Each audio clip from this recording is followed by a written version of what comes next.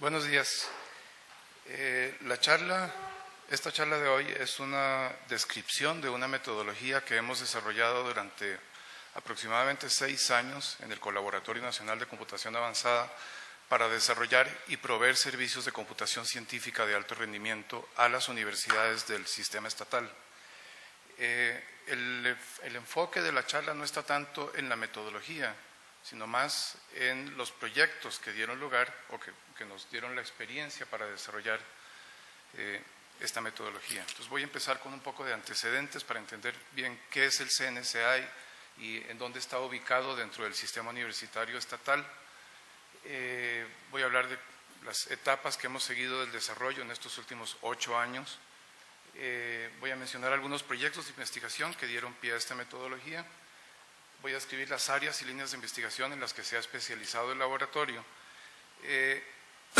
y mencionar un poco del trabajo, porque todo este trabajo ha sido basado en colaboración con proyectos universitarios. Pues voy a mencionar las redes que hemos ayudado a formar con esta estrategia para luego finalmente concentrarnos en la metodología. El CNSA es un laboratorio de un centro de investigaciones que pertenece al Consejo Nacional de Rectores. El Consejo es una institución pública y autónoma encargada de la articulación universitaria estatal.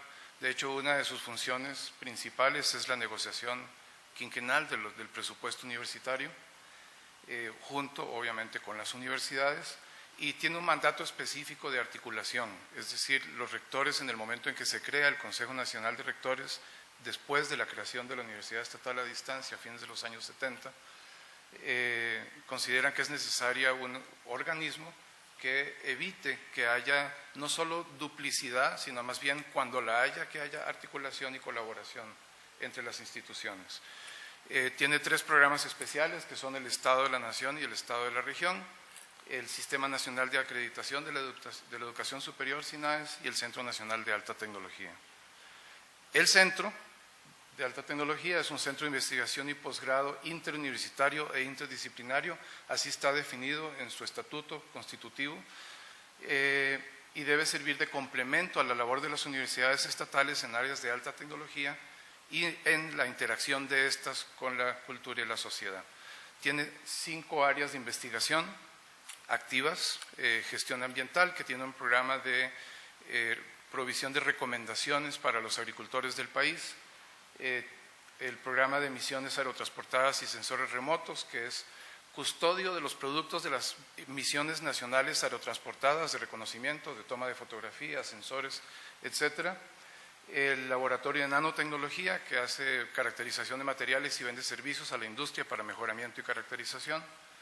El laboratorio de biotecnología, que es en realidad un acelerador para la industria de productos biotecnológicos de las universidades, y finalmente el colaboratorio de computación avanzada del área de computación avanzada. El colaboratorio, dentro de ese contexto, es un laboratorio de investigación y desarrollo en 2 áreas específicas, que son computación científica y computación de alto rendimiento. El nombre de colaboratorio no lo acuñamos nosotros, lo tomamos de otras experiencias, porque comunica el sentido que queremos comunicar. Es un laboratorio, pero no trabaja solo, se basa en la colaboración con las universidades. Sus áreas de trabajo, esto es lo que hemos llamado más bien dimensiones de trabajo. Toda actividad o proyecto de laboratorio debe ser definida en estas 6 dimensiones. O sea, toda actividad hace uso o desarrolla una infraestructura para computación de alto rendimiento, toda actividad conlleva investigación y desarrollo, de toda actividad surge conocimiento que debe ser transformado en material de educación y de capacitación o de formación de investigadores, y en lo posible toda actividad o proyecto culmina con un servicio que queda a la disposición de otros investigadores, y todo eso, como decía, dentro de un marco de colaboración. Bien, en estos 8 años hemos pasado por 3 etapas de desarrollo. Una etapa que yo diría germinal o de formación inicial, en donde nos dimos cuenta de que faltaba recurso humano capacitado para trabajar en esas 2 disciplinas, computación científica y de alto rendimiento. Así que buscamos fondos dentro del CONARE y externos también para crear un programa de capacitación con una alianza con el consorcio TeraGrid, que hoy es el consorcio EXID de los Estados Unidos, y en ese programa 25 profesores y estudiantes universitarios visitaron esos cursos. De aquí de la escuela Juan José, Vladimir y Braulio Solano también asistieron, y todo el personal del CNSA también. Luego viene una segunda etapa, después de esa primera etapa de promoción del tema de investigación, de creación de laboratorio. Después de haber hecho un par de pruebas de concepto para mostrarle a las autoridades universitarias por qué valía la pena crear un laboratorio en esta área, recibimos fondos para contratar asistentes de investigación e investigadores universitarios y para comprar un clúster computacional, que es en realidad un clúster muy modesto, pequeño, de 5 nodos, con 3 de ellos para computación híbrida GPU-CPU. El costo fue de aproximadamente $60,000 de fondos de CONARE. Y a partir de ese momento ya teníamos la capacidad para empezar a desarrollar esos servicios para la investigación. La tercera etapa viene del 2011 para acá, ya con la infraestructura en operación, en la que hemos desarrollado servicios de 3 tipos: servicios de asesoría o acompañamiento de investigadores universitarios en desarrollo y uso de computación científica, capacitación también de investigadores universitarios en el mismo tema, y servicios específicos desde el clúster de procesamiento de alto desempeño. Tal vez como un poco de antecedente a toda esta breve reseña histórica, la situación que nos encontramos cuando el Consejo de Rectores me dio el mandato de crear este espacio de colaboración era primero que había una carencia importante de investigadores y técnicos expertos en computación científica de alto rendimiento. En ese momento solo había un centro en el país que tenía infraestructura de computación clúster, que era el Centro de Investigaciones Geofísicas de esta universidad. Había poca o ninguna investigación en computación científica de alto rendimiento en el país, y también el sistema universitario en este tema no tenía mecanismos de articulación de los distintos investigadores, laboratorios, centros, institutos y escuelas. En el ámbito académico, lo más importante era que había ausencia de algunos temas fundamentales para el desarrollo de la computación científica dentro del currículo universitario. Eso ha empezado a cambiar porque ya hemos empezado en la Escuela de Computación Informática un proceso de renovación curricular que incluye algunos de estos temas, pero en particular en computación hacía falta un reforzamiento de los fundamentos teóricos o la teoría de la computabilidad, complejidad, etcétera. Temas de arquitecturas paralelas, programación concurrente, computación paralela y distribuida, y análisis de métodos y algoritmos en temas como tratabilidad, eficiencia y escalabilidad. Y desde la matemática, temas como métodos numéricos, ecuaciones diferenciales, teorías de grafos, entre otros. Bien, la propuesta que se presenta al Consejo de Rectores entonces en el 2009 para la adquisición del clúster y para la contratación de investigadores propone la creación de un espacio de colaboración interuniversitaria que esté con una concentración inicial, por lo menos durante unos años, en la formación de investigadores. O sea, en la formación de capacidades básicas para desarrollo de estas dos disciplinas. Se propone también un componente de incidencia en el currículo universitario, que en realidad no ha tenido mucho efecto, y un mecanismo de articulación para el desarrollo conjunto y sostenible de capacidades de computación científica. Aquí esto corresponde en realidad a un problema ya identificado en ese momento, pero que lo comprobamos 2 años después, en el 2011, con un estudio informal que hicimos vía telefónica y consultando sitios web de la infraestructura de computación de alto rendimiento en el sistema universitario estatal. Nos encontramos que ya para ese momento, hace 4 años, había más de 15 clústeres adquiridos y comprados, instalados y en operación, cuando la información que teníamos del 2006 que eran solo 4 de un proyecto anterior a toda esta iniciativa, que se llamó el Proyecto Clúster Interuniversitario, que dotó de un pequeño clúster a cada universidad, en el caso de la UCR, que está ubicado en la Escuela de Computación Informática. El problema era el siguiente, era que tenemos mucha capacidad de procesamiento, pero de esos 15, 16 clústeres disponibles, 1 o 2 eran utilizados para dar servicio a otras unidades académicas. Todos los demás habían sido adquiridos, como el ejemplo del CIGEFI, el primero que di, para resolver problemas del propio centro de investigaciones. Y todo eso está muy bien, pero cuando empieza a proliferar la cantidad de clústeres, nos encontramos con un problema. y es que no hay suficientes investigadores, no hay suficientes estudiantes, y esos 15 o 16 unidades académicas empiezan a competir por los estudiantes. Entonces lo que nos propusimos fue buscar laboratorios que estuvieran en la misma sincronía, en la misma onda de nosotros, de proponer una red que articulara todo esto. ¿Para qué? Para compartir ese recurso humano fundamentalmente, o en primera instancia.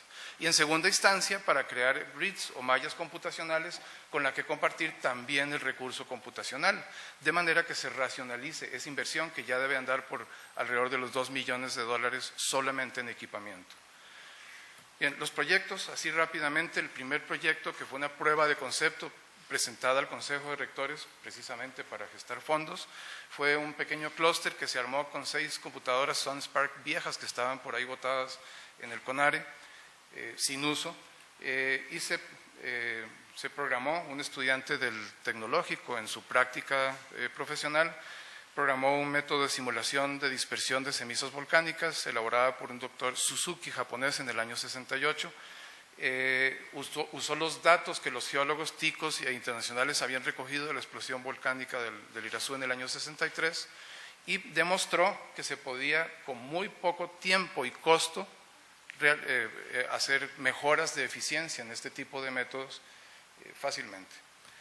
El primer proyecto de colaboración interinstitucional en el que participamos fue un proyecto de la Universidad de Costa Rica, específicamente del Centro de Investigaciones en Hematología y Trastornos Afines, que tenían en ese momento una necesidad concreta. Ellos reciben muestras de pacientes diariamente y tienen la obligación legal de llevar un atlas en todo el país de las enfermedades hemorrágicas o de la población de pacientes con enfermedades hemorrágicas. Pero tienen todavía el problema de que muchas de ellas son producidas por mutación genética o por razones ambientales. Hay algunas proteínas que causan estos problemas hemorrágicos, entonces necesitaban secuenciar el ADN de los pacientes con específicamente los cromosomas donde aparece la proteína, para tratar de descubrir la estructura terciaria, la estructura tridimensional de la molécula de la proteína para poder caracterizar la enfermedad. El proyecto fue exitoso en que uno de los investigadores del laboratorio, Juan Carlos Saborío, pudo adaptar un método ya existente, que de hecho ahora es un servicio en la web, Rosetta Commons, para microbiólogos y gente que trabaja en esta disciplina, y se puso a disposición del CIATA. El otro actor o socio del proyecto era el Centro de Investigaciones de Computación del TEC, que ellos trabajaron más en la parte del diseño de un sistema para mantener el atlas de los pacientes en el país. Luego vinieron 5 proyectos, o han venido 5 proyectos que han sido tesis de licenciatura o de maestría de las universidades. El primero de ellos, Andrés Segura, que es licenciado de esta escuela, que ahora trabaja como director de un laboratorio de investigaciones en innovación tecnológica de la UNED, y que desarrolló un método, un modelo de simulación social basado en computación multiagente, en computación distribuida. Seguidamente, Juan Carlos, que ya lo mencioné, del proyecto del CIATA, cuya tesis de licenciatura en la escuela fue un modelo y un método y un prototipo, de hecho, de paralelizado de métodos de recuperación de una memoria de casos distribuida, y que actualmente está trabajando además, o terminando ya en las próximas semanas, su tesis de maestría en ciencias cognitivas en un modelo computacional de toma de decisiones basada en experiencias. El otro ha sido la tesis de licenciatura de Renato Garita, que ya está fuera del país, obtuvo una beca de la UNED para ir a estudiar un doctorado en computación en la Universidad de Osnabrück, en Alemania, y el trabajo consistió en una aceleración, un mejoramiento del desempeño del método de la transformada de trazo, que es un método utilizado para extraer información de texturas o características de imágenes aéreas para habilitar la capacidad de clasificación de esas imágenes. Esto fue pensado como un servicio para el PRIAS, el Laboratorio de Censamiento Ambiental del Senat. Ricardo Román, que está trabajando y también terminando en las próximas semanas su tesis, que es una continuación en una línea de investigación con Renato, de un análisis de sensibilidad de los parámetros de la transformada de trazo. Renato hizo una aceleración del método central de la transformada de trazo utilizando computación CPU, pero sabemos que se puede mejorar todavía más el tiempo de respuesta, y el trabajo que está haciendo Ricardo tiene que ver con identificar precisamente a dónde y en qué componentes del algoritmo se puede mejorar. Y por último, Daniel Alvarado, que está en este momento, que también es asistente del CITIC y trabaja como investigador en el CNSA, que está definiendo su tesis de maestría en computación en el área de aplicación de la simulación multiagente a la robótica cognitiva. Bien, este cuadro describe muy rápidamente las áreas de trabajo en las que hemos venido trabajando en estos años. Como ven, son dos: computación paralela y distribuida y computación científica. Gracias. Dentro del área de computación paralela y distribuida, computación clúster, métodos y algoritmos paralelos y arquitecturas híbridas. Y dentro de la computación científica, pues tenemos algunos proyectos que se enfocan más en los modelos o métodos de procesamiento para todas esas tareas, y otras más en su aplicación. Para esto me voy a pasar a la siguiente lámina. Aquí están, este es un resumen de las aplicaciones de esos proyectos que acabo de mencionar. En el área de, también hay proyectos obviamente en el área de infraestructura. Ricardo Román ha sido el encargado de este proyecto, que es básicamente poner en marcha y evaluar el desempeño de la infraestructura computacional. Luego están los proyectos que tienen que ver con métodos y algoritmos paralelos y razonamiento basado en experiencias. Luego está el área de reconocimiento de patrones. Hay dos que están aquí marcados con asterisco porque no son proyectos nuestros, son proyectos con el que el CNSA ha colaborado con apoyo, con asesoría de tesis y con becas en el Senat. Al Laboratorio de Reconocimiento de Patrones y Sistemas Inteligentes de la Escuela de Ingeniería Eléctrica. Tuvimos un proyecto de interpolación con el Instituto de Investigaciones Psicológicas, los de análisis de texturas que ya mencioné, y por aquel lado tenemos otros proyectos que tienen que ver más con aplicación en ciencias computacionales, en particular un proyecto de colaboración con el CATIE, que es un proyecto internacional. De ahí recibimos fondos del IDRC, que es el Consejo de Investigación Canadiense, para mejorar métodos de simulación de cambio climático, del impacto más bien del cambio climático, que ese es el proyecto en el que trabaja Daniel Alvarado. Luego el de modelación de proteínas que ya mencioné, y el de modelación social de Andrés, que también ya mencioné. Hemos ayudado a crear dos redes de colaboración, una red interuniversitaria costarricense llamada la RIC, o Red de Investigación de Computación Científica. Estos son sus miembros: hay miembros de Ingeniería, Computación, hay miembros del TEC, de la UNA, la UNED y la UCR. Y también esto se está triculando con una red que ya está oficialmente creada y que precisamente la próxima semana se va a firmar su estatuto en la Ciudad de México, que es el consorcio SCALAC, en la que participan todas esas universidades y países. Son México, Costa Rica, Colombia, Ecuador, Brasil, Argentina y Chile y Uruguay. El objetivo de esta red es distribuir servicios de computación para las universidades estatales de América Latina, en un esquema similar al de la RIC. Luego, ya para entrar en lo que nos queda, los últimos minutos, el tema de la charla. La metodología y lo que hemos aprendido de estos proyectos es que los usuarios que llegan o los investigadores que llegan al laboratorio tienen distintos niveles de conocimiento. Algunos llegan sabiendo mucho de computación. El ejemplo clásico de estos son los físicos y los químicos, sobre todo los físicos, que conocen de arquitectura computacional, conocen de métodos de paralelización, han utilizado tecnología o métodos y algoritmos y sistemas de computación científica de alto rendimiento. Luego están los que conocen algo, pero que en realidad no tienen la capacidad para discutir con nosotros un diseño o una implementación de un método, y están los que no conocen.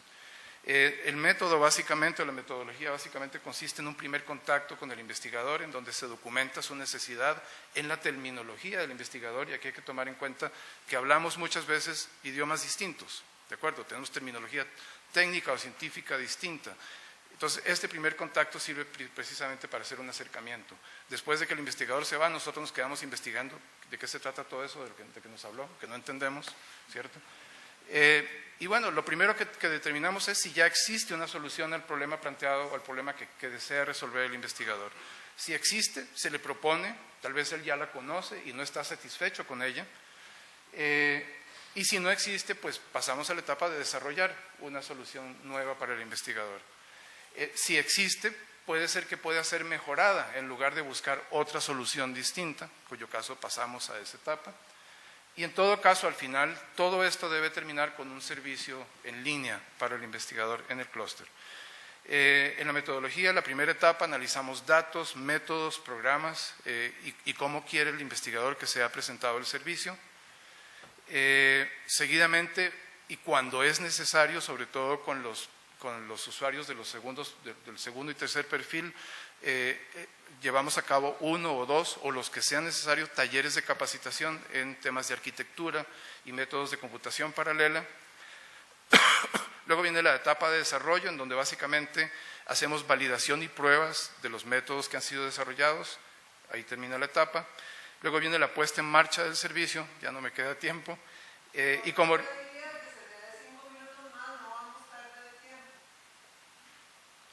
bien? Muchas gracias. Entonces déjenme volver a estas 2 etapas, gracias. Decía que analizamos datos, métodos, programas y la forma en que debe ser presentado el servicio. Todo esto se hace sobre el método que ya existe o sobre los requerimientos en donde no hay ningún método formalizado o sobre incluso un software al que tenemos que meternos en el código y analizar qué es lo que hace el código. En cuanto a datos, vemos la forma en la que están representados, vemos si hay mejores formas de representarlo que hagan más eficiente su procesamiento, vemos requerimientos de acceso y disponibilidad de los datos, costo de disponibilidad en particular, y viabilidad de las pruebas que tendremos que hacer en algún momento con los métodos que vamos a poner en servicio. Sobre los métodos hacemos análisis cuando es necesario de rendimiento y escalabilidad. El de la escalabilidad no siempre. Si queremos que el método sea escalable a una mayor cantidad de datos en el futuro, pues se hace. Si no es un requerimiento, pues no. Los programas son analizados, implementamos programas con métodos eficientes y vean que no digo paralelos y distribuidos o de alta eficiencia, no necesariamente. Muchas veces basta con mejorar la programación de un método secuencial para que responda en un tiempo razonable. Solo cuando eso no se da, entonces pasamos al proceso de paralelización si es necesario. Y por último, sobre presentación del servicio, pues queremos saber ahí del investigador cómo quiere acceder al recurso o cómo puede acceder al recurso computacional, y le damos los procedimientos que necesita para carga de datos, envío de trabajo, respuesta y descarga de resultados. Sobre el taller, tal vez un poco más de detalle, tenemos primero una pequeña introducción a qué es la computación científica. Básicamente describimos qué es el tipo de problemas que resuelve un científico usando un computador. Se hace una revisión muy general y ojo, estamos hablando de científicos que tal vez algunos de ellos nunca han escuchado la terminología de computación, así que esto debe ser comunicado en un lenguaje para legos. Vemos principios, técnicas básicas de implementación de métodos paralelos, elementos de sistemas operativos enfocados en las necesidades del proyecto, porque no vamos a dar todo un curso de sistemas operativos, por supuesto, y entramos a ver un poco y hacemos prácticas con Linux, sobre todo con la línea de comandos, para que el usuario pueda conectarse al clúster por SSH y ejecutar sus métodos. En cuanto a métodos, algoritmos y aplicaciones, vemos alternativas de solución que podrían servir para el laboratorio al que le estamos dando la capacitación. Y por último, la capacitación termina con una práctica en la que queremos que el investigador entienda y comprenda qué es el trabajo que hace el laboratorio y qué es el trabajo que juntos tienen que hacer para producir un servicio. En cuanto al desarrollo de métodos, algoritmos y programas, pues se buscan las mejores estrategias de mejoramiento de la eficiencia del método. Como dije hace un momento, vemos a ver si la versión secuencial puede ser mejorada, si no, se busca la forma de paralelizarla. El método es validado primero, luego se hacen pruebas de rendimiento con los datos originales del usuario, del investigador, y en caso de fracaso, si algo no sale como el investigador esperaba, pues volvemos de nuevo a la etapa de análisis, como los métodos estándares, no de desarrollo. La puesta en marcha del servicio tiene que ver con, se refiere a aquellos proyectos en los que en efecto vamos a llegar a un servicio. No siempre se llega a un servicio en línea, a veces el servicio fue solamente el acompañamiento, el mejoramiento de un método, y tal vez el método no va a ser ejecutado en nuestro clúster, sino en alguna otra infraestructura. Pero si va a ser prestado el servicio desde la infraestructura, entonces lo ponemos a disposición en el clúster y el usuario, por cierto, no lo había dicho, el clúster se llama Cadejos, simplemente como ya dije, se conecta por SSH y usa los servicios que están ahí. Como resultados, voy a poner algunos números al final, pero quiero mencionar algunos de los proyectos sobre los que hemos basado esta experiencia. Uno es el doctor Federico Muñoz de la Escuela de Física. Él trabaja en una red de colaboración con otros investigadores del mundo haciendo simulaciones de mecánica cuántica, para la caracterización de materiales. Este ha sido uno de nuestros mejores usuarios porque no hay que darle soporte, los físicos ya saben hacer todo. Y además se conecta desde muchas partes del mundo, desde donde esté se conecta y lo usa, entonces le da visibilidad al servicio. Luego está el Centro de Investigaciones en Estructuras Microscópicas, en particular el máster Gabriel Vargas, que ahora está fuera del país terminando su doctorado. Ahí los hemos ayudado con procesamiento bioinformático para análisis de estructuras microbianas, análisis de comunidades microbianas. Está el Centro Centroamericano de Población, que está ejecutando un proyecto de genealogía costarricense a partir del registro civil, del registro de personas, pero tienen problemas de desambiguación, por ejemplo, de nombres homólogos, homónimos, ese tipo de cosas, y entonces el procesamiento se ha vuelto muy intensivo y usan el clúster para ejecutar el modelo. Luego está el Instituto de Investigaciones Psicológicas. Yo diría que fue un proyecto exitoso en que aprendimos mucho, pero no pudimos ayudar al usuario. El método no podía ser hecho más eficiente. El problema que tenían ellos era imputar datos de una tabla de más o menos 1 millón de datos provenientes de un estudio longitudinal de 6 o 7 años con una población de estudiantes de la UCR.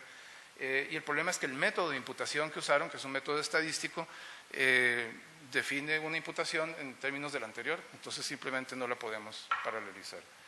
Luego está el licenciado Carlos Campos, del LIT, del Laboratorio de Investigación e Innovación Tecnológica de la UNED, que usa, de hecho, aquí hay un ejemplo de cómo un proyecto que empezó siendo investigación sobre cómo mejorar un método, terminó siendo un prototipo previo a la clasificación de imágenes aéreas, quedó como un servicio del clúster que ahora es utilizado por un investigador de otra universidad, específicamente la transformada de trazo. El doctor Gustavo Murillo, del Departamento de Oceanografía de la UNA, que usa el modelo para simulación oceanográfica, el modelo ROMS, que está instalado en el clúster. Y este último que nombro aquí, que es la primera experiencia que tenemos de incursión de relaciones con la industria. Esta es una empresa pequeña que hace minería de datos o análisis de datos de comercio exterior centroamericano en la web.